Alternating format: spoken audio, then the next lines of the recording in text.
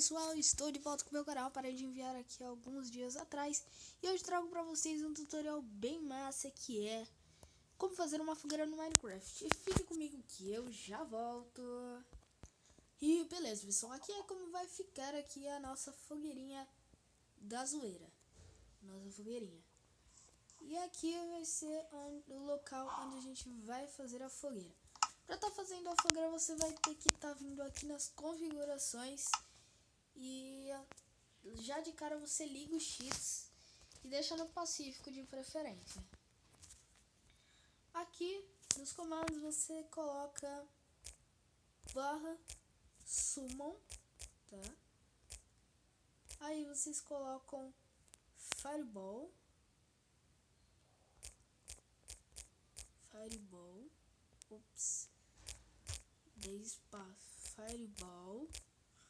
ponto smell. Opa, tô ruim.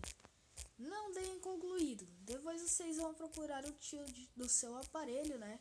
Se o seu for LG, então você faz assim, igual eu.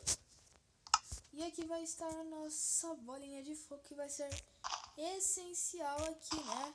Pra nossa fogueira no Minecraft. Depois você quebra aqui assim, vem de cara no seu inventário e pega a placa, que é ela que vai ser essencial também. Você vai vir aqui na beirada e vai colocar que ela tem que parecer um X.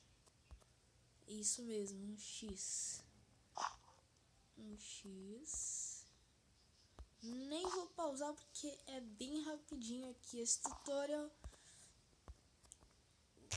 E a série eu vou estar continuando sábado agora aí, porque eu precisava de pessoas e já tem pessoas disponíveis aí para sábado pra gente continuar a nossa série lá. Não fique muito perto, agora vai colocando. Sempre vai ficar assim, então não estranhe. Aí você pode fazer a decoração que você quiser, porque nossa fogueira está pronta. Você pode fazer a decoração que você quiser, decorações de acampamento, decorações de casa e de muito mais. Bom, pessoal, esse foi um tutorial bem rápido mesmo.